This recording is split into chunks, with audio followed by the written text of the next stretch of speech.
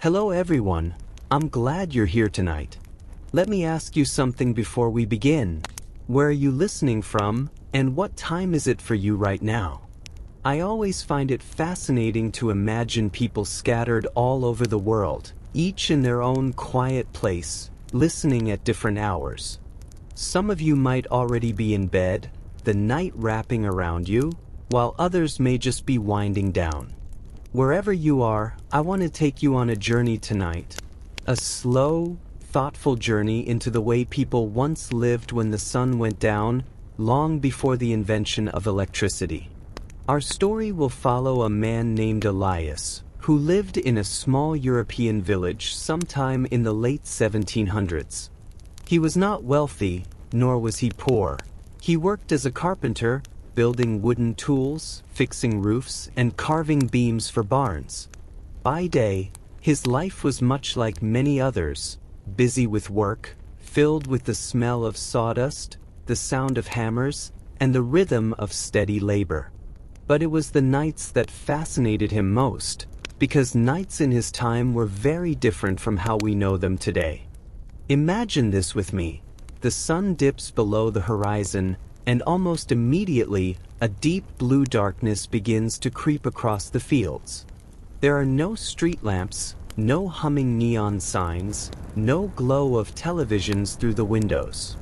The only light comes from the flicker of candles, the warm flame of oil lamps, or the slow-burning logs in the hearth. For Elias, this moment always carried a sense of both calm and unease. Calm, because the silence was profound. Unease, because the night was full of shadows, and shadows often carried mystery. One thing people of Elias's time often spoke of was the two halves of the night. Historians later called this segmented sleep. People would go to bed shortly after dark, sleeping for a few hours, then they would wake again, often around midnight. During this quiet middle of the night, they might tend to small chores, say their prayers, or even visit a neighbor if they were restless. Elias had grown up with this rhythm, and he often found himself awake in the middle hours, when the rest of the village was silent, save for the occasional barking of dogs or the distant hoot of an owl. It was in those hours that Elias felt a strange sense of connection to the world. The darkness stripped everything of distraction. He would sit by the fire, trimming a piece of wood, or write letters by candlelight. He sometimes wondered whether the night itself carried thoughts from faraway places, because his mind seemed sharper, more reflective in those moments. Yet, the night was not only for reflection. Without electric light, darkness brought people closer together. Families would sit around the hearth and tell stories, old legends of spirits in the forest, tales of ancestors, and sometimes even gossip about neighbors. Elias's father had once told him that in the deepest hours of night, truth and imagination were difficult to separate. A story told by firelight, his father said, feels real in ways it never does in daylight. Elias carried those words with him into adulthood. There was also fear, of course. Darkness was not just a backdrop for comfort, it was also a cloak for danger.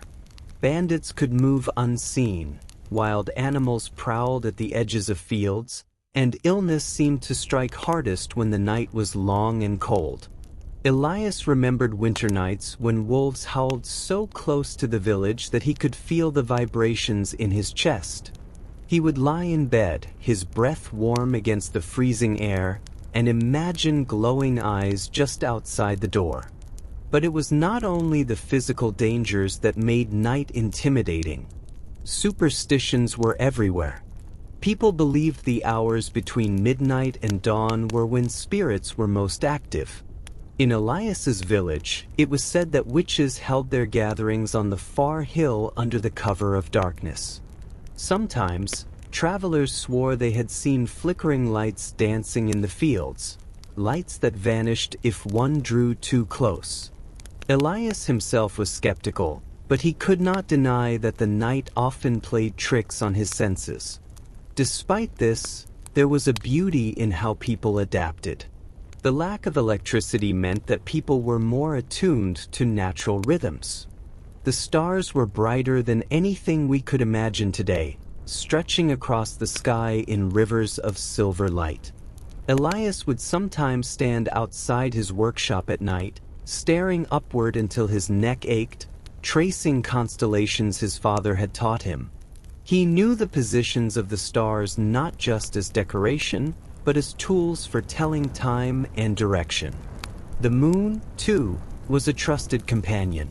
On full moon nights, villagers could walk safely along paths without a lantern, the pale light casting long, delicate shadows across the ground. For Elias, these nights without artificial light were not empty. They were alive with quiet details: the creak of wood in the house settling, the gentle drip of water in the barrel outside, the low crackle of a fire slowly burning itself to ash. Each sound was sharper, each silence more profound. In many ways, the absence of electricity did not take something away. It added a kind of intimacy to the night that we can barely imagine now. And so, our story begins here, with Elias standing in the doorway of his workshop one autumn evening, candle in hand, looking at the vast spread of stars above him. The night is long, the world is silent, and everything that happens from here will unfold in that darkness. The night stretched onward, cool and steady, as Elias lingered by the door of his workshop. He could smell the faint sweetness of freshly cut wood even though he had put away his tools hours earlier. In the quiet of evening, scents seemed sharper, just as sounds traveled farther. From across the valley came the faint ring of a church bell marking the hour. For Elias, it was a reminder that time moved differently in darkness. Without the steady glow of lamps or the distraction of clocks, hours seemed elastic, expanding into long stretches where one could lose track of the world. On this particular evening, Elias was restless. He had finished his supper, a simple meal of bread, cheese, and dried apples, and said goodnight to his mother, who had retired early. Yet sleep did not come to him easily. He had always been one of those who woke in the middle of the night, stirred by some invisible rhythm, but tonight his wakefulness came early. He decided to take a short walk, something he did when the air felt heavy inside his small home. Carrying a lantern, Elias made his way down the narrow dirt path that wound between cottages. Each house was dark, save for the faint orange glow leaking from cracks in shutters where a fire still burned low. Dogs stirred at his passing, their eyes catching the light of his lantern, shining back like coins. He knew most people thought it unwise to walk at night, but for Elias there was comfort in the solitude. The village that bustled with chatter and hammers during the day was now transformed into a world of hushed voices and muffled steps. The moon was only a thin crescent, so the lantern was necessary. He held it close to the ground, watching his shadow stretch long and crooked behind him. In the stillness, he heard a chorus of crickets in the grass, the flutter of wings as some small bird stirred from its roost, and the whisper of wind pushing through dry leaves. These were the sounds that kept him company, weaving together a tapestry of quiet life. As he walked, Elias thought of how people before him must have lived under even darker skies. He remembered stories his grandmother used to tell of her own childhood. In those days, the family used pine knots dipped in resin for light when candles were too expensive. The smoke filled the room and stained the walls black, but it was enough to see by. His grandmother said the smell of burning pine still made her think of her youth, sitting by the hearth while her father recited psalms or told tales from memory. For Elias, these old stories were treasures, reminders that every generation carried its own version of night. He reached the edge of the fields where the cottages gave way to farmland. Here, the darkness deepened, and the lantern cast only a small circle of light. Beyond that circle stretched endless rows of soil, recently turned for the season. The air smelled of damp earth. In the far distance, Elias could make out the dark line of the forest. He stopped there, standing between cultivated land and the wild unknown, and listened. There was a saying in his village: "The forest never sleeps." People believed that the woods were home to more than just animals. Spirits, too, were said to wander there. Some claimed they had seen lights darting between the trees, will-o'-the-wisps that lured travelers astray. Others whispered of women in white dresses appearing at the edge of fields, vanishing when approached. Elias had never seen such things, though he had no desire to test the truth of the tales. Still, the forest always held his imagination, especially at night. After a time, he turned back toward home, but instead of returning to bed, he settled himself at the hearth. He placed another log on the fire, poking at the embers until they flared. The flames grew, casting flickering shadows across the walls. Sitting there, Elias let his thoughts wander to the way night shaped the rhythm of people's lives. With no electricity, there was no possibility of staying awake indefinitely. The dark was an authority that commanded respect. It told you when to rest, when to rise, and when to surrender to silence. He recalled once hearing a traveling scholar pass through the village, speaking about how city folk managed their nights. The scholar claimed that in towns, inns and taverns stayed open later, their rooms lit with oil lamps. People gathered there for drinking, for music, and for games of dice. Elias had only been to a city once, as a boy, and what he remembered most was the dazzling glow of so many candles burning at once. He wondered if city nights felt less lonely, or if the shadows crept in even there. Back in his own quiet home, Elias sometimes found company in the simplest things. He would read aloud from an old book, savoring the sound of words spoken into silence. Books were scarce and costly, so he treasured the few he owned. Sometimes he mended tools or sharpened blades by firelight. Other times he simply sat and thought. And thinking in the stillness of night was not the same as thinking in the bustle of day. Ideas seemed to unfurl more slowly, stretching long, like shadows on the wall. But the night was not always solitary. There were evenings when neighbors visited, especially during winter, when the cold drove people indoors early.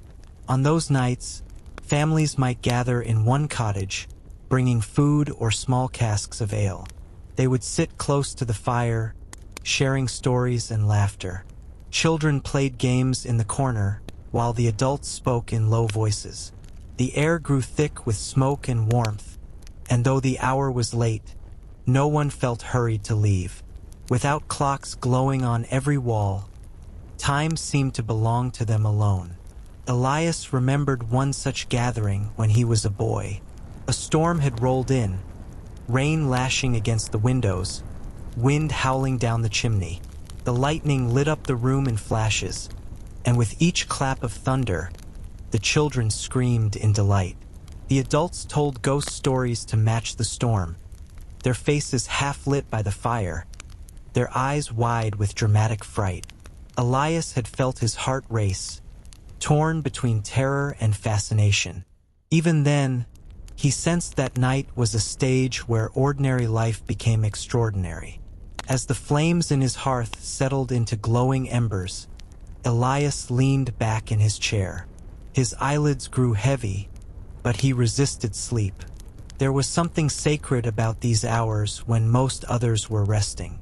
It was as if he had the world to himself, a private realm where thoughts could roam freely. He imagined generations before him doing the same. Romans tending oil lamps, peasants in medieval huts whispering prayers, sailors on the decks of ships watching constellations guide them through dark waters. The night connected them all. The embers glowed faintly in the hearth as Elias drifted into his first sleep of the night. The air inside the cottage was heavy with warmth, while outside the chill of autumn deepened. Hours passed quietly until, as though stirred by some invisible hand, Elias awoke. His eyes opened to the dim glow of dying coals, and for a moment he lay still, listening. It was not unusual for him to wake in this way. The segmented rhythm of night had been part of his life since childhood. He sat up slowly, stretching his arms. The house was silent. His mother slept in the adjoining room, and the village beyond was cloaked in stillness. These hours, often falling around midnight, were known to some as the Watch. In old writings, Elias had once glimpsed at the priest's house. It was said people used this time for prayer, reflection, or small tasks. For Elias, it was often a time for wandering thoughts. He struck the flint to spark his lantern back to life, the flame flickering weakly before catching. Elias rose and stepped outside. The sky was clear, the air sharp with cold. Above him, the stars burned with astonishing clarity. Without the haze of smoke or the interference of artificial light, the constellations seemed close enough to touch. He found Orion's belt gleaming in the distance, and above it, the faint mist of the Milky Way stretched across the heavens like spilled flour. His father had taught him the stars when he was a boy, telling him which constellations appeared at which seasons and how they guided travelers through unfamiliar lands. Elias smiled faintly, remembering those lessons, grateful that the night sky was still a map for the living as well as a canvas for wonder. He walked slowly toward the edge of the village again, drawn by the quiet. In the distance, he could see another faint glow from a cottage window. Someone else was awake, perhaps tending to livestock or rising early to bake bread. Night belonged to many, even if in silence.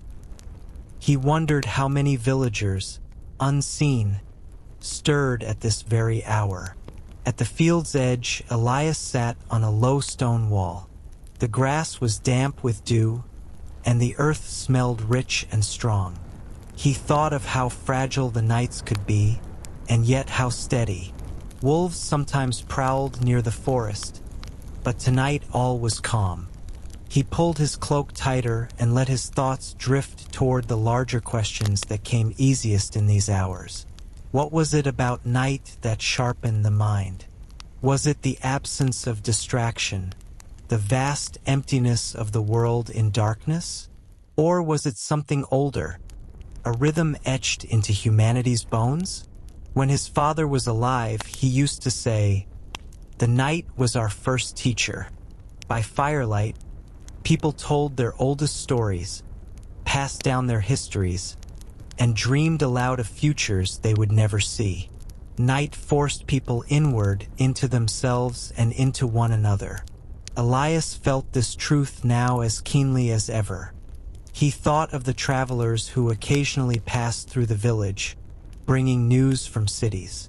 They spoke of lanterns strung along streets, of taverns where songs spilled into the midnight air, of markets that carried on long after dusk. Elias had marveled at these tales. How strange, he thought, that some people might never know the pure silence of a countryside midnight, or the brilliance of stars unspoiled by smoke and flame. He wondered if, in their brightly lit streets, city folk had lost something, an intimacy with darkness, a closeness with mystery. As he sat, Elias recalled a story once told to him by the priest, Father Anselm. The priest said that in older times, people believed dreams during the first sleep were messages from the body, while dreams during the second sleep were messages from the soul. The hours in between, when people were half awake, were considered sacred, a time when prayers were especially powerful, when confessions could be whispered into the silence and heard by God himself. Elias did not know if such things were true, but the thought stayed with him. Perhaps his wakefulness was not just restlessness, but a window into something larger. As he sat lost in thought, he heard the faintest sound, a soft rustle from the trees at the edge of the forest. His lantern cast a weak glow, but beyond its circle, the world was thick with shadow. The rustle came again, followed by the snap of a twig. Elias froze. Was it a fox, a deer, or something else? In the countryside, the boundary between the known and the unknown was thin. He held his breath, waiting. Moments later, a dark shape emerged. A stray dog, ribs visible beneath its fur.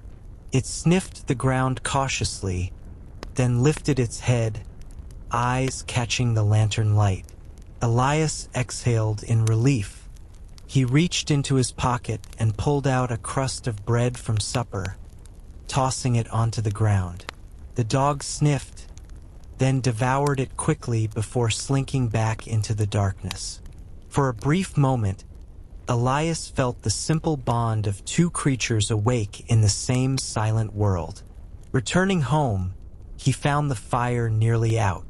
He fed it a little more wood and sat once again in his chair. Sleep would come later, but for now the watch belonged to him.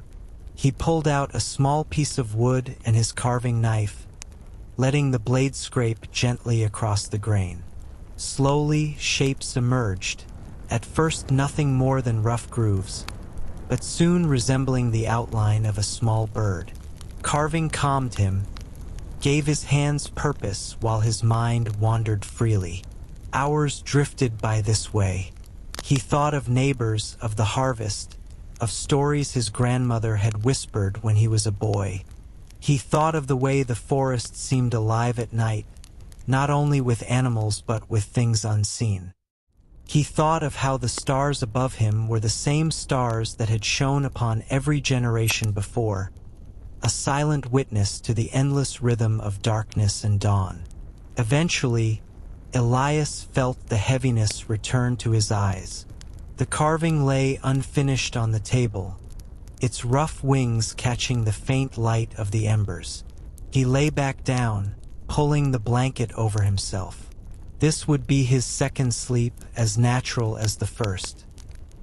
He closed his eyes, and the silence of the house folded around him once more. Outside, the night deepened, but within its shadows, life carried on, quiet, steady, older than any flame, older even than memory itself. And Elias, drifting into dreams, was part of that ancient rhythm, carried forward through centuries of night. When Elias awoke again, pale light was already beginning to creep through the shutters.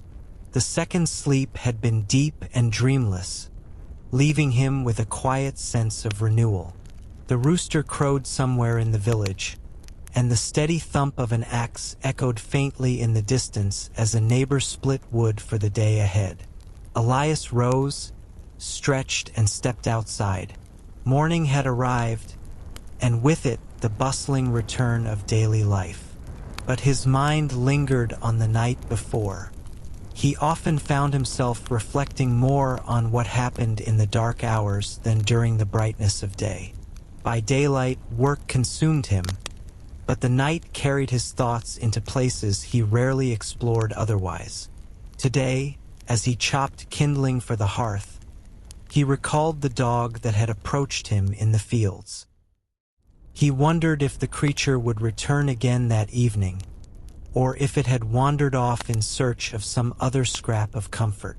The day passed in its usual rhythm. Elias repaired a broken wagon wheel, mended a door hinge, and prepared lumber for the coming winter. The work was steady and he was skilled, yet through every task, he thought of what would come after sunset, when the world shifted into its other life. And so, when evening finally arrived, Elias found himself more eager than usual. He shared supper with his mother, who told him of the small news she had gathered from neighbors. One family's cow had given birth, another had lost a few chickens to a fox. Such tidings filled the village, weaving together the pattern of life. Yet as she spoke, Elias's mind drifted, already moving toward the hours when lamps would be lit and shadows would stretch across the room. When darkness fell, he returned once again to his favorite place by the hearth. This time, however, he was not alone. A neighbor, a man named Tomas, stopped by with a jug of ale. Tomas was older, with a thick beard and a hearty laugh, and he enjoyed sharing stories at night. Elias welcomed the company, for nights could be long, and human voices softened the weight of silence.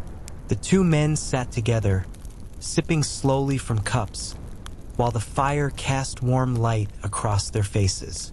Tomas told tales of his youth, of nights spent guarding sheep in the fields, where wolves howled so close that his hair stood on end. He spoke of wandering lights that danced in the distance, lights that villagers claimed were spirits or restless souls. Elias listened intently, intrigued by how stories always seemed sharper at night. At one point, Tomas lowered his voice, as though the shadows themselves were listening. "There are things the night keeps hidden," he said. "Not all of them are evil, but some are not meant to be seen by human eyes." He paused, staring into the flames. "I once knew a man who swore he saw figures moving in the forest, tall as trees, walking without sound. He followed them once, thinking they might be travelers. But they vanished, as if swallowed by the dark." Elias felt a shiver at the story, though he smiled faintly. "Perhaps your friend had too much ale," he said. Tomas chuckled, but his eyes remained serious. "Perhaps, or perhaps the night carries more secrets than we care to admit." Their conversation wandered from fearsome tales to lighter matters: harvests, families, the strange habits of neighbors. They laughed quietly, careful not to wake Elias's mother, who had already gone to bed. And as the hours slipped by, Elias realized that the presence of another made the night feel less heavy. Stories and laughter filled the silence, turning what could have been loneliness into companionship. Eventually, Tomas departed, lantern in hand, his figure disappearing into the darkness beyond the door. Elias remained awake, his mind restless. He returned to his carving, shaping the small wooden bird with more precision. Its wings were beginning to take form, the lines smoother now. Working in these hours felt natural, as though the darkness itself sharpened his focus. Outside, the wind rose, whistling softly against the shutters. Elias paused to listen, catching the faint creak of branches in the forest. The sound was not threatening, but it reminded him of Tomas's words. What did the night truly hold? Was it only animals, rustling leaves, and shifting shadows? Or was there something deeper, some ancient presence woven into the fabric of darkness? Unable to shake the thought, Elias set down his carving and stood once again at the doorway. The stars were fewer tonight, hidden by drifting clouds, but the moon shone bright, silvering the fields. The light gave the land an otherworldly quality, as though he stood on the edge of a dream. He thought of his father's voice, calling the night a teacher, and he wondered what lessons it still had left to offer him. After some time, Elias returned indoors, banking the fire and settling once more into sleep. His first rest was brief, but when he woke in the middle of the night, he felt drawn outside again. The village was still, the fields hushed. He carried his lantern down the same path he had walked before, past cottages locked in slumber. The world seemed unchanged, and yet something about it felt charged, as though waiting. At the edge of the fields, he paused, listening. The silence was deep, yet not empty.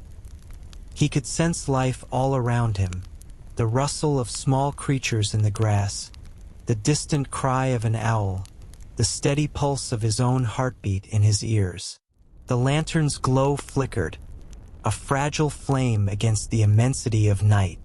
Elias held it steady, wondering what he might encounter this time. He thought again of the stray dog, of Tomas's stories, and of his own restless thoughts. The night was not only a backdrop to human life. It was a world of its own, with its own laws, its own rhythms, its own mysteries. Elias felt it pressing against him, vast and ancient, yet strangely familiar. And so, standing there at the threshold between field and forest, between firelight and shadow, Elias realized that every night was a journey, not only across hours, but across imagination, memory, and mystery. And though he could not yet know it, the nights ahead would bring him encounters that would linger in his mind for the rest of his life. Elias lingered at the edge of the fields, his lantern swaying gently in his hand. The silence pressed in on him, yet he did not turn away. Something in the night seemed to call him, though not with words. It was more like a quiet invitation, a pull toward the unknown. He had stood here before, at the boundary between cultivated land and wilderness, but tonight felt different. The moonlight spilled across the fields like a pale river, and the forest beyond seemed alive with secrets. He lowered the lantern slightly, letting the moon do most of the work. The silver light was sharper than the warm glow of fire, and it revealed the shapes of trees, the curve of the hill, the faint shimmer of dew on the grass. Elias took a few cautious steps forward, his boots crunching softly on the path. The air was colder here, carrying the scent of damp leaves and soil. For a moment, he thought of Tomas's story, the tall figures in the forest walking silently. He told himself it was nonsense, but the memory clung to him nonetheless. Every shadow seemed to shift. Every rustle of leaves seemed deliberate. He reminded himself that the night often magnified the smallest sounds, turning a rabbit into a wolf or a drifting branch into something stranger. Still, he could not deny that mystery was part of the night's character. Elias paused and set the lantern on the ground. He leaned against the stone wall once more, pulling his cloak tightly around his shoulders. He listened to the forest's murmur, a sound that was not quite silence and not quite noise. In the distance, an owl called, its voice echoing through the still air. Elias closed his eyes, letting the sound sink into him. Nights like this were not frightening to him. They were strangely comforting. They reminded him that the world was vast, that it stretched far beyond his little workshop and the rhythm of village life. He thought of his father again. There had been nights when the two of them had walked together under starlight, speaking in low voices so as not to disturb the stillness. His father often said that night was when the world truly breathed. Daytime is for labor, he had told Elias once, but nighttime is when the earth remembers itself. Elias had never fully understood those words as a boy, but now, standing here, he thought he might. After some time, Elias returned to his cottage, though sleep did not come easily. He set the unfinished carving of the bird on the table, its wings catching the faint light. He thought of how the act of carving was like the night itself, slow, patient, each stroke of the blade revealing something hidden beneath the surface. He sat quietly for a while, hands folded, simply watching the shadows flicker on the wall. Eventually, he drifted into the second sleep, but it was restless. He dreamed of walking again at the edge of the fields, lantern in hand, only this time the forest was full of whispers. He could not make out the words, but they surrounded him like a tide, pulling him deeper into the trees. He awoke with a start, the sound of the whispers still clinging to his ears. The fire had nearly gone out, leaving only a faint red glow. The next morning, Elias tried to dismiss the dream, but it stayed with him throughout the day. While he repaired a wooden chest for a neighbor, he found himself distracted, his knife slipping more than once.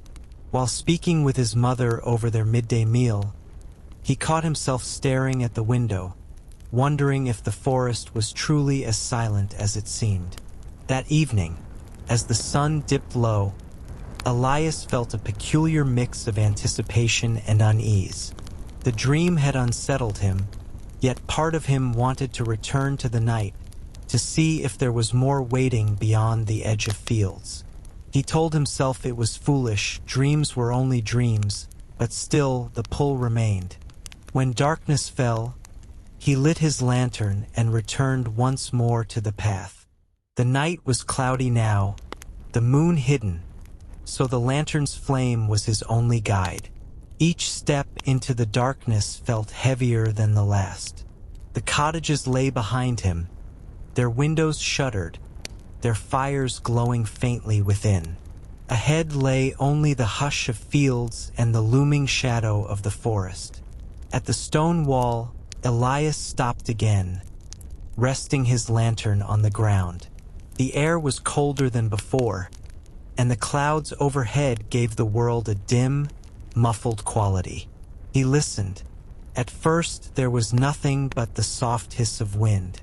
Then, faintly, he thought he heard footsteps, light, quick, almost playful, moving through the grass. His heart quickened. He raised the lantern, but its glow revealed nothing beyond the edge of its circle. The sound came again, closer this time. Elias gripped the lantern tightly, holding it high. "Who's there?" he called softly, though he knew it was unlikely anyone would answer. The footsteps stopped. Silence pressed in once more. He waited, straining to hear. After a long moment, there was only the wind again. He let out a slow breath, shaking his head. "My imagination," he whispered to himself. Yet even as he said it, he was not entirely convinced. He picked up the lantern and began to walk back toward the village, his steps quicker than before. When he reached the safety of his home, Elias set the lantern down on the table and sat heavily in his chair. He told himself he had only heard a rabbit, or perhaps the stray dog again. But the dream returned to him, the whispers in the forest, the sense of being watched. He rubbed his temples, trying to banish the thoughts. Still, deep down, he knew the night had ways of seeping into the mind, filling it with images that clung like cobwebs. And so, Elias resolved that the next night he would stay indoors. He would tend the fire, carve his bird, and leave the forest to its shadows. But even as he made that promise, he knew it would be hard to keep. For the night was not only a backdrop to his life, it was a lure, pulling him steadily toward something he did not yet understand. The following evening came quickly, as evenings often do when the day is restless. Elias had promised himself he would stay inside, but as the last light faded from the sky, he felt the old urge again. It was not only curiosity now, it was something heavier, something that pressed against him, whispering that the answers he sought were waiting outside.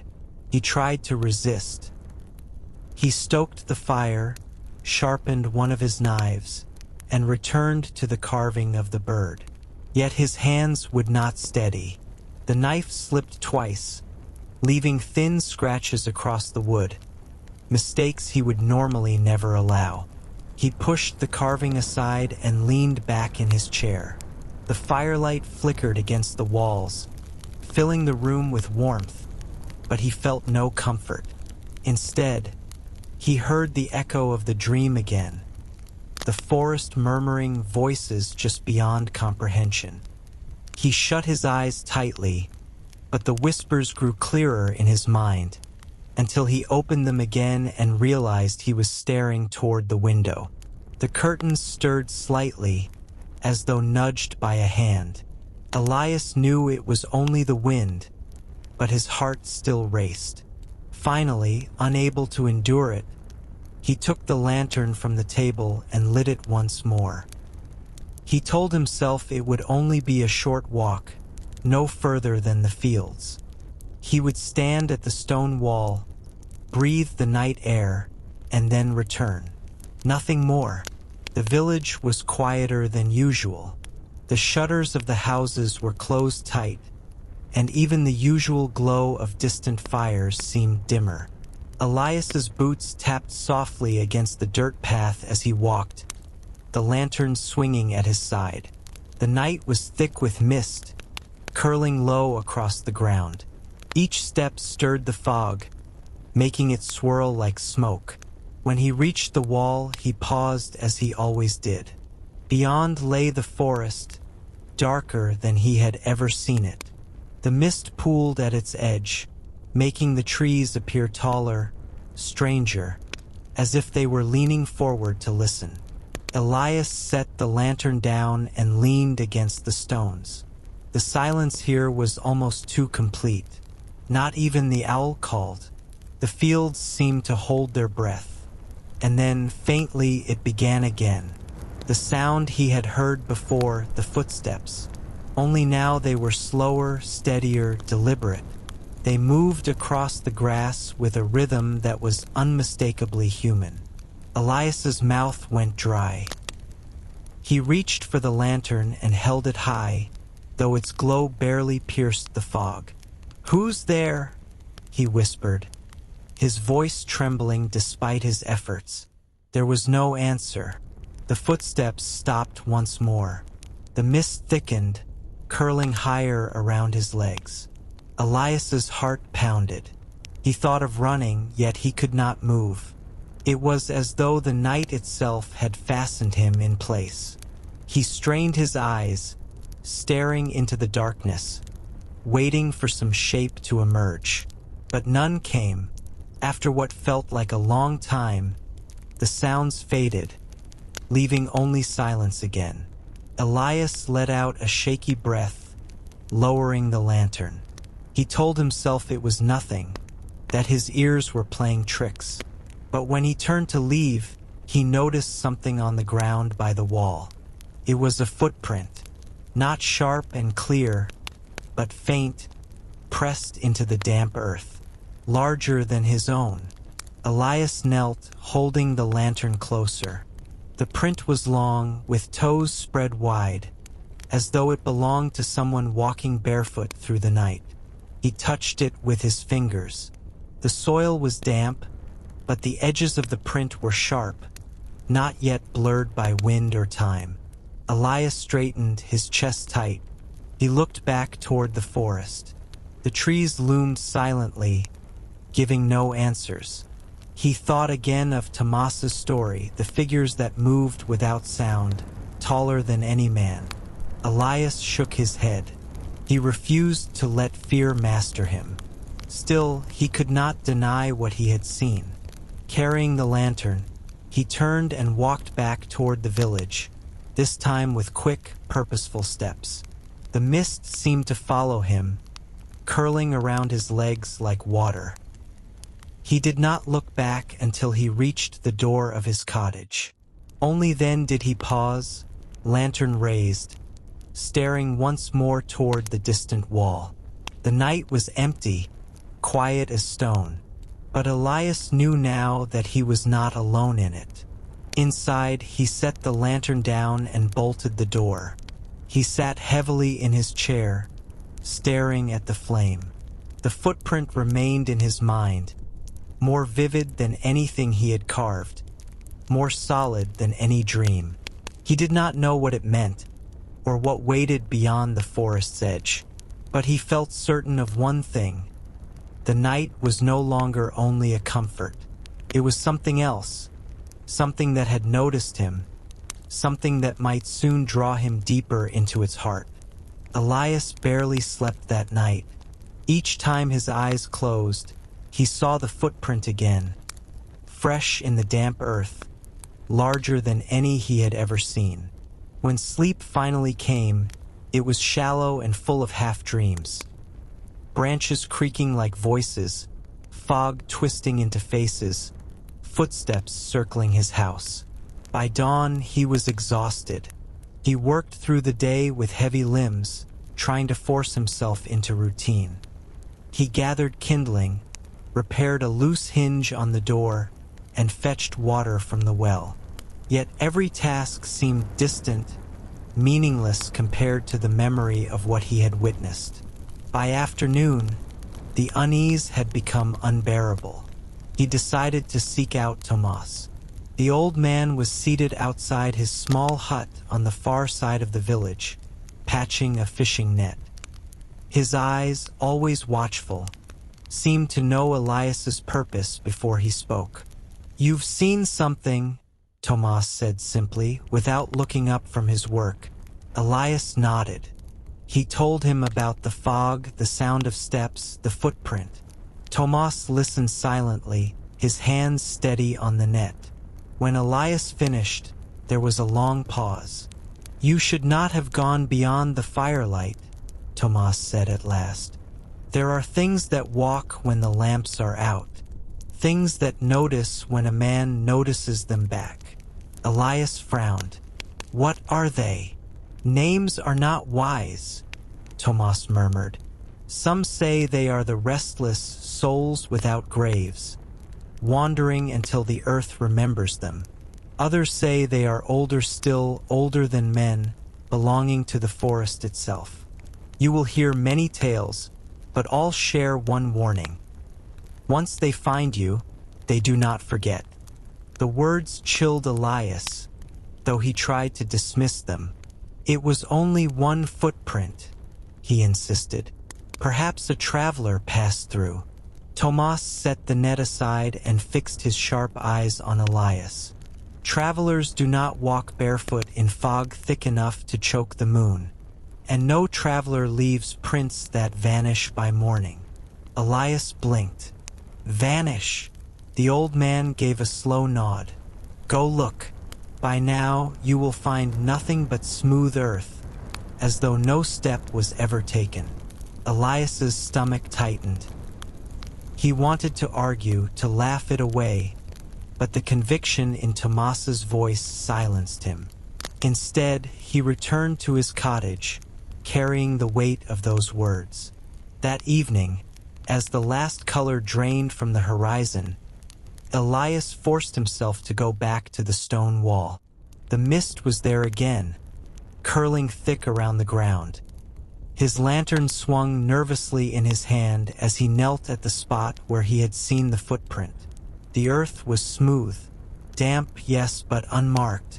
Not even his own print from the night before remained.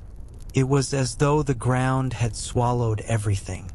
Elias touched the soil again, his fingers trembling. Felt ordinary, and yet he knew it was not. He lingered there, unable to move. The forest loomed dark, each tree a shadow of impossible depth. The silence pressed against him, almost humming, and then he noticed something strange. A faint flicker of light deeper among the trees. Not the steady glow of a lantern, but a dim pulse, as though the forest itself was breathing. His heart jumped. Against all reason, Elias felt himself step closer. One foot, then another. The mist curled around his ankles, clinging like hands. He stopped at the very edge of the trees, the lantern trembling in his grip. The light was still there, faint and steady, deeper in the woods. For a long moment, Elias stood torn. His mind screamed to turn back, but another part of him, a part both terrified and fascinated, wanted to know what it was. Before he could decide, a sound carried through the stillness. Not footsteps this time, but a low, distant hum, almost like a song. It rose and fell gently, weaving through the branches. Elias's breath caught. The sound was not threatening, not harsh. It was soft, almost soothing, like a lullaby sung long ago. And yet there was something in it that made his chest ache with fear. He took one more step toward the trees. Then the lantern sputtered.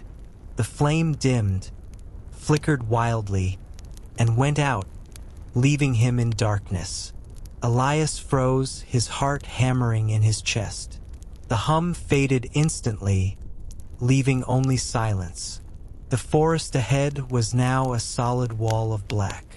Slowly, with shaking hands, he fumbled to relight the lantern. The spark caught, the flame returned, and in that brief flare of light, Elias thought he saw movement among the trees. A tall shape, too still, too silent, watching. When the flame steadied, the shape was gone.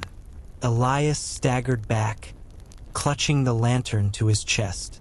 He did not run, though every muscle begged him to. He backed away step by step until the stone wall was behind him. Only then did he turn and hurry toward the village, his legs nearly buckling beneath him.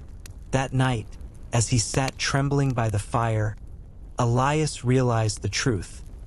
Whatever walked in the dark had seen him now, and the silence of the night would never again feel the same. The fire in Elias's hearth burned bright that night, yet the warmth did not reach him. He sat hunched forward, hands clasped so tightly they ached, staring at the flames as if they alone could keep the darkness at bay. Outside, the village was wrapped in silence, heavier than before.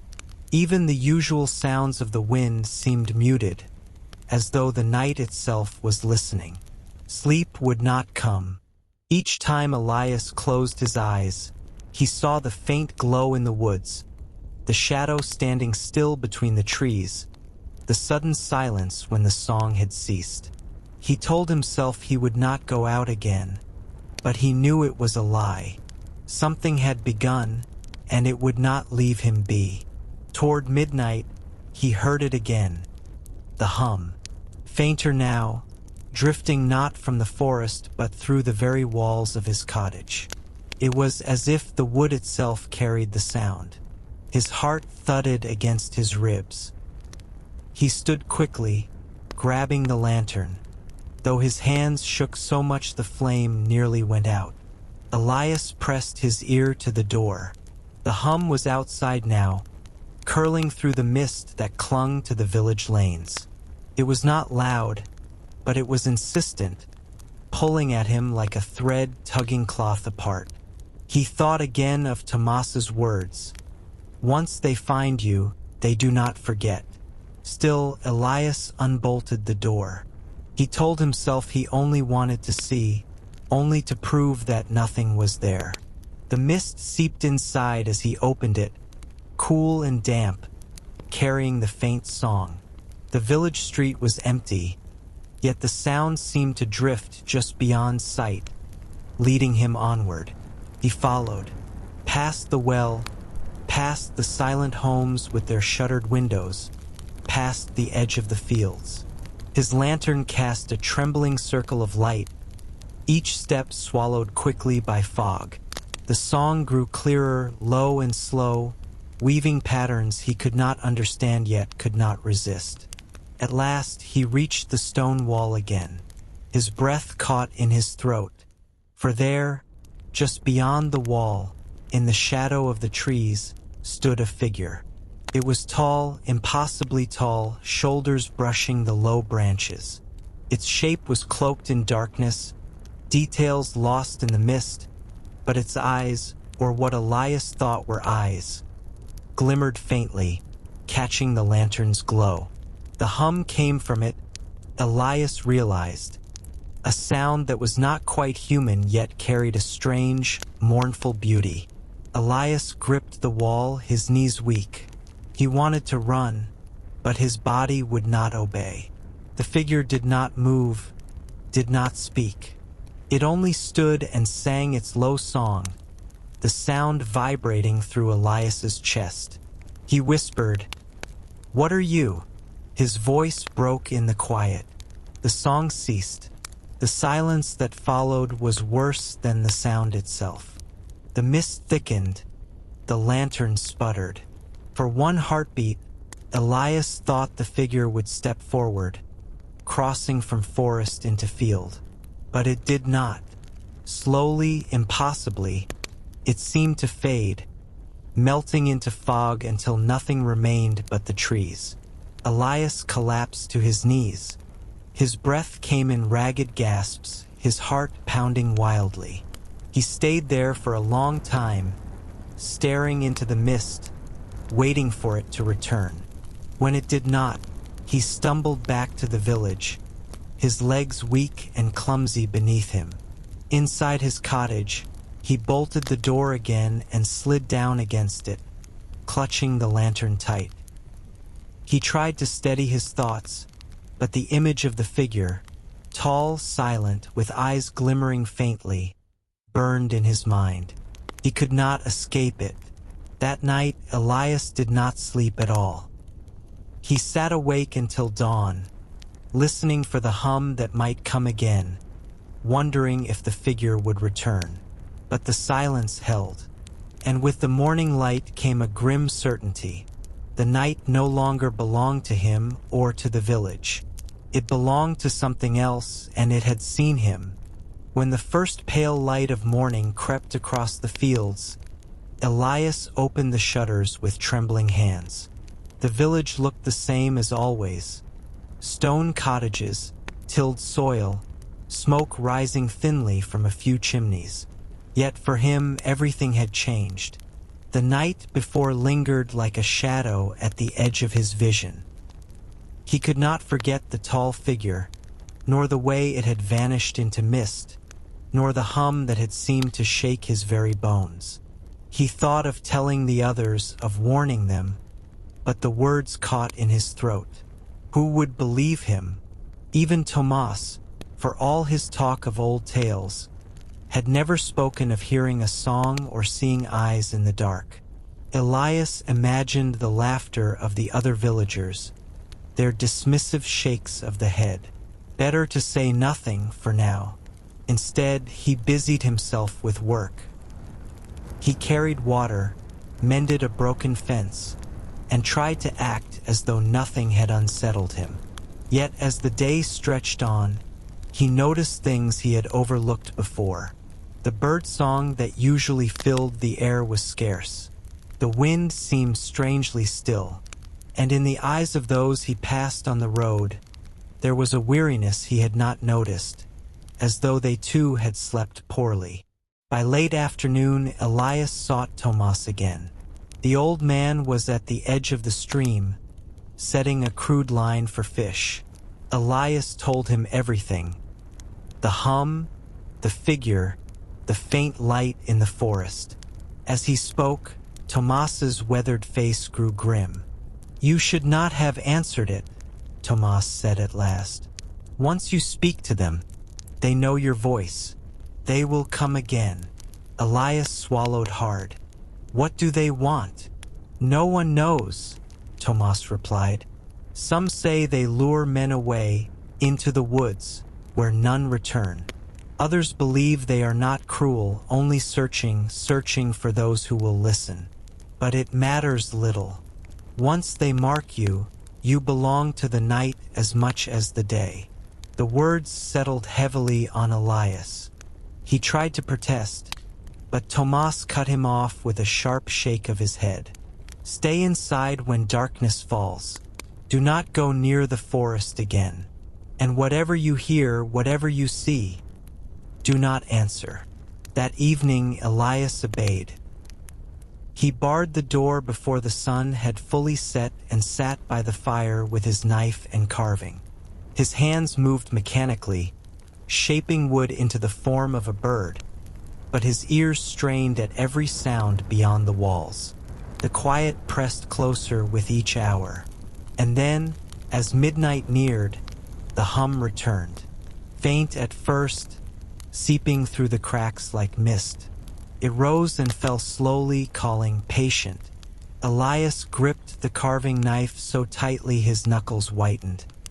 He whispered to himself, "Do not answer, do not answer." But the sound was beautiful, more beautiful than he remembered.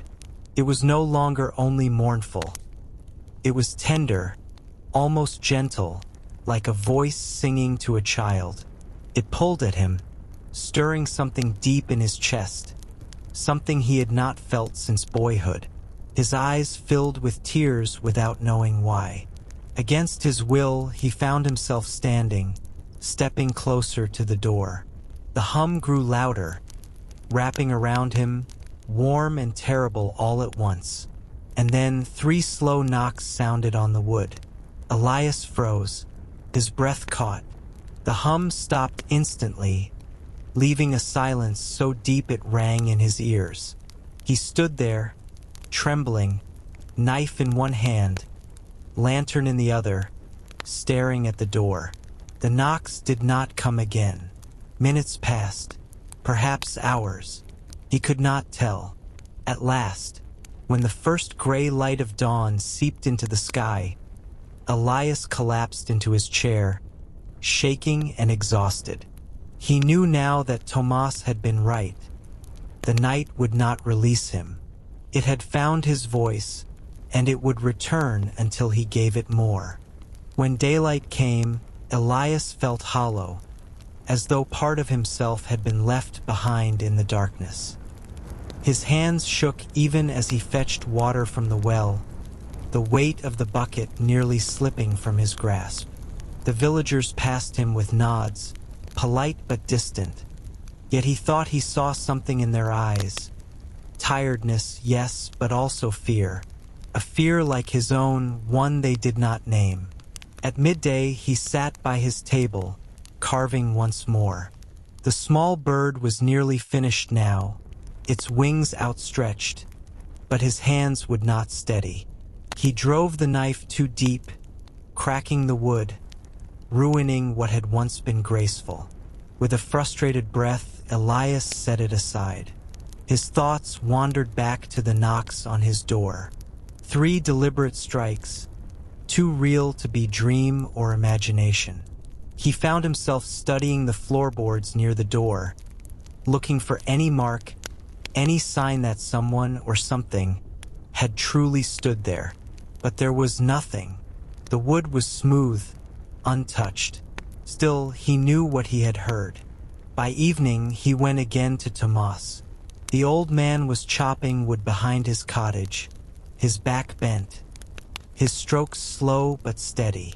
Elias told him about the knocks. Tomas stopped mid-swing, the axe buried in the block. He did not speak for a long time. When at last he did, his voice was low. "They want you to open the door. That is how it begins." Elias's mouth went dry. "And if I do, then you will not be seen again. Not in this village, not in this world." Tomas leaned heavily on the axe handle, his shoulders sagging. "Some believe the forest takes you, others that you join them, walking as they walk, humming their endless song. I do not know. I have only heard the silence that follows." The old man's words left Elias colder than the night ever had. He returned to his cottage before sunset, bolted the door, and swore to himself he would not answer, no matter what. But when darkness fell, the night was waiting for him. The hum returned, softer now, almost coaxing, as though it knew he was resisting. It lingered at the edges of the cottage, slipping through the cracks in the wood, brushing against his thoughts like fingertips. Elias pressed his palms to his ears, rocking in his chair, whispering prayers he had not spoken since childhood. Hours passed. The hum did not stop. Then, as before, came the knocks. 3 slow, deliberate strikes. Elias bit his lip until it bled. He stared at the door, every nerve screaming to answer, to fling it open and end the torment. The lantern beside him flickered, The flame bent as though pulled toward the door, its glow dimming. Elias's eyes widened. He felt the pressure of the night, heavy and suffocating, as if the very air wanted him to rise. And then something new, a voice, faint, muffled but unmistakable. Elias. His blood ran cold. The sound was soft, familiar, spoken in a tone he knew. It was his mother's voice. She had died years ago, but now she stood, or something stood, outside his door, calling to him with the tenderness he remembered. He clutched the carving knife in his hand, his body trembling. He whispered to himself, "It is not her. It cannot be her." But when the voice came again, gentler, pleading, his resolve faltered. His hand crept toward the bolt. Outside, the hum began once more, weaving around the voice, low and patient, promising comfort in the darkness. Elias closed his eyes, torn between fear and longing, knowing that if he opened the door, nothing would ever be the same again. Elias's body tensed, every nerve alert. The footsteps echoed in his mind as much as in the room, a soft, deliberate rhythm that refused to be ignored. He pressed the knife tightly to his chest, trying to anchor himself in reality, but reality had grown thin, stretched by the weight of the night. The hum that had followed him for days now surged with a strange urgency. It was no longer merely sound. It seemed alive, as if the night itself breathed and whispered in his ears. The soft voice called again, faint, coaxing, familiar, yet impossibly distant. "Elias," it murmured. He forced his eyes open.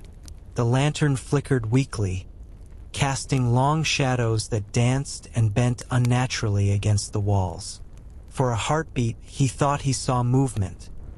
A figure standing in the corner, tall and dark, impossible to define. The hum rose beneath it, a tide of sound that pressed into his chest. Elias could not scream. His throat felt thick with fog, words stuck behind an invisible barrier. Minutes, or was it hours? Stretched into one endless, suffocating moment. Then the footsteps stopped, just out of reach, and the figure seemed to dissolve into the shadows. Only the hum remained, steady, patient, beckoning. Elias's knees buckled, and he sank to the floor, clutching the knife as if it could keep the darkness at bay. He stayed there until the first weak streaks of dawn filtered through the shutters, pale and gray. The footsteps, the song, the humming, all vanished with the light, leaving the room empty but charged with a lingering presence.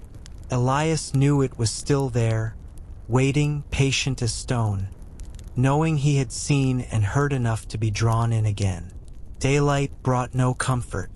Even as he moved about the village, helping with chores and speaking to neighbors, his eyes constantly darted to the tree line at the edge of the fields. It was as though the forest itself had grown, shadows deepening even in the sun, waiting to reclaim what had stirred within him. By evening, Elias resolved he would not remain passive. He gathered his few belongings, the unfinished bird carving, the knife, a lantern, and a small satchel with provisions. He told himself he would venture beyond the village, past the fields, to understand what followed him, to see the source of the hum and the voice. As twilight bled into night, he crossed the fields with measured steps, the lantern casting a fragile circle of light. The mist rose from the earth, curling around his legs like smoke, and the familiar hum began again, low at first, then swelling, guiding him onward. He reached the stone wall, the edge of the forest looming ahead, dark and impenetrable. He paused, hand on the lantern, heart hammering. The hum pulsed, and from its depths came the faint glow he had seen before, a soft, almost ethereal light weaving between the trees like silk. Elias stepped forward, drawn by the pull he could no longer resist. Each footfall sank into mist, leaving no trace behind. The air grew colder, heavier, pressing against his skin and lungs. And then he heard it. The faintest whisper, not a voice from memory, but a song of the forest itself, coaxing him deeper, promising knowledge or release, or perhaps something far older and more terrible. He walked on, lantern in hand, following the glow, the hum, the call, knowing that once he crossed this threshold, the world he had known would end. Elias sat frozen in his chair, the knife trembling in his hand. The voice, soft and familiar, called again, each syllable pulling at him, threading through the fabric of his memory. It was unmistakably his mother, though he knew deep down she was long gone. Yet the hum, rising beneath the voice, made it seem real, urgent, impossible to ignore. He gritted his teeth, shutting his eyes tightly. "Do not answer," he whispered to himself. But even as he spoke, his hand moved toward the door, trembling, drawn by something far older than fear, older than reason. His heart hammered in his chest. Each beat seemed to echo in the silent room, louder than the hum that pressed against him from outside. Minutes, or was it hours, passed in agonized stillness. The voice softened, almost a whisper now. "Elias, come," it called, and with it, the hum pulsed in the walls, flowing under the floorboards, stirring the air around him like water against skin. Elias felt it in his bones, a pull he could not fight. Suddenly, a gust of wind swept under the door, extinguishing the lantern's flame. Darkness swallowed the room. The hum grew louder, more insistent, no longer soft or gentle. It vibrated against his ears, curling into his mind, turning thought into sensation, memory into longing. He could feel it around him, behind him, inside him. Elias sank to the floor, pressing his palms to his ears, trying to block it out. The voice continued, faint now, almost impossible to distinguish from the hum. Yet its tenderness made his pulse falter. "It is not her," he told himself again and again. "It is not her." But the night had a way of bending his resolve. Hours or moments passed. Elias did not know. Eventually, exhaustion claimed him.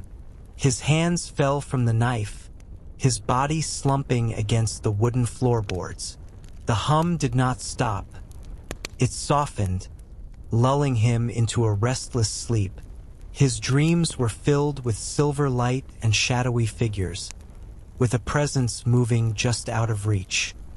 He walked among misty fields that stretched infinitely, guided by that same low, insistent song, yet always one step behind whatever was calling him. When he awoke, the first gray light of dawn filtered weakly through the shutters. His body ached, his mind clouded. The door remained bolted. There were no footprints outside, no evidence of intrusion. Yet he felt, as surely as the air pressed against his skin, that it had been here. The night had come close, closer than ever before, and it had watched him sleep. That day, Elias worked silently, methodically. He carried water, mended fences, and repaired tools. Yet his mind remained with the night, with the song and the voice. Even the simplest task, the sharpening of a knife, the splitting of wood, felt shadowed by expectation. He could not shake the feeling that the forest, and whatever moved within it, had marked him in a way that daylight could not erase. By evening, Elias's resolve hardened. He would not open the door. He would not answer. He prepared his small lantern, keeping it near, and returned to the hearth, determined to resist the call. The firelight cast warm, dancing shadows across the room, yet it could not mask the sense of waiting that pressed at the walls. As darkness fell, the hum returned, softer at first, then steadily growing, coiling around the room. Elias gritted his teeth, closing his eyes. The voice came again, whispering in tones he could almost recognize, almost remember. Promised comfort, promised reunion, promised understanding. Elias forced himself to repeat the mantra. Do not answer. Do not answer. But the pull was relentless. The room seemed smaller, tighter, the shadows pressing inward as though breathing, as though alive. He could feel the lantern's warmth on his palms, but even that warmth could not shield him from the weight of the night. And then, from somewhere deep within the darkness, a new sound emerged. Soft footsteps inside the house. They were not outside, not on the wooden floorboards, but here within the walls themselves. Elias's breath caught.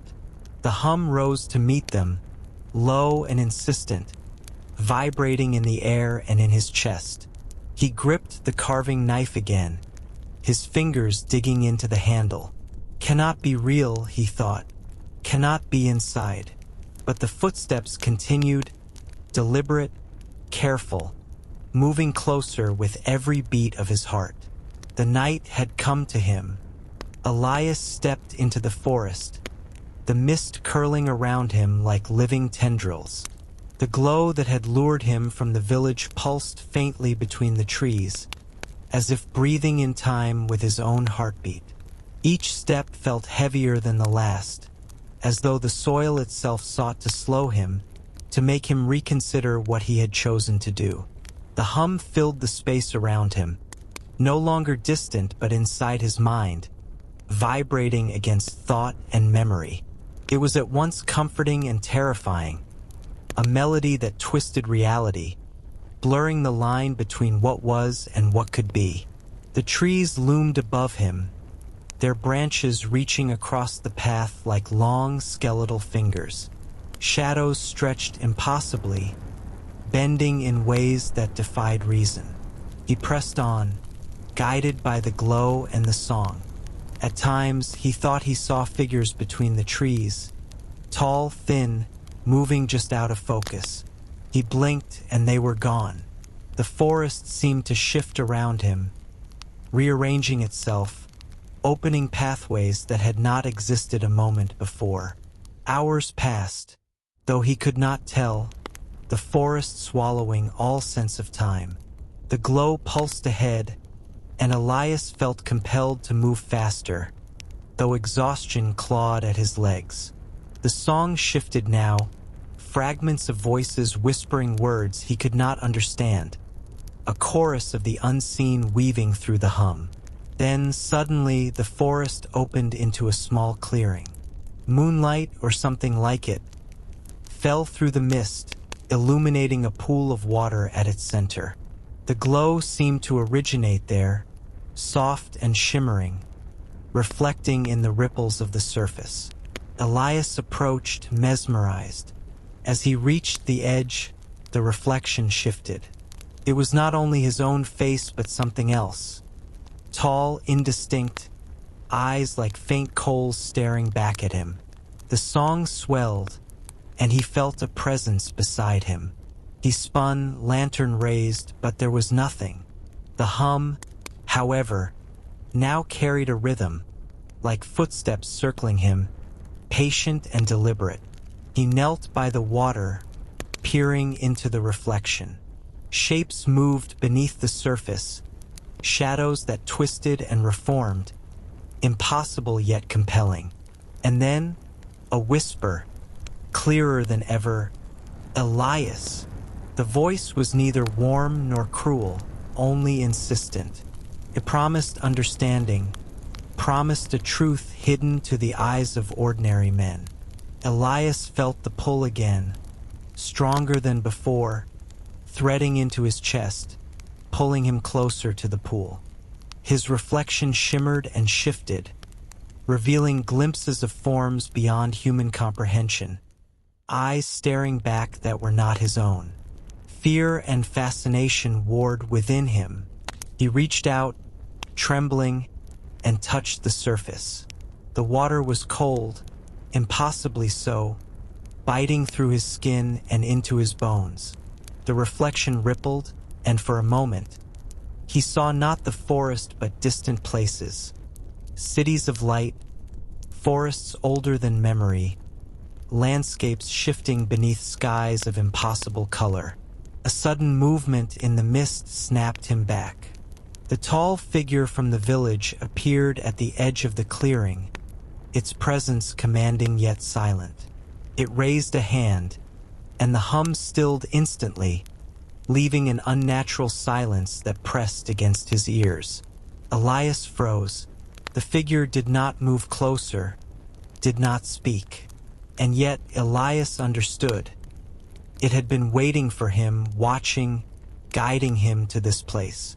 Every step, every night, every hum and whisper had led him here.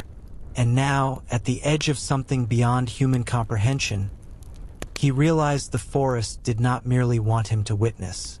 It wanted him to cross over, to become part of what lived in the night. Elias's lantern flickered, casting trembling light across the clearing. The pool glimmered, the hum whispered again, and the figure waited. His heart thundered. One step, one motion, and he could step into the unknown, or retreat back to the fragile safety of the village. The forest held its breath, and so did he.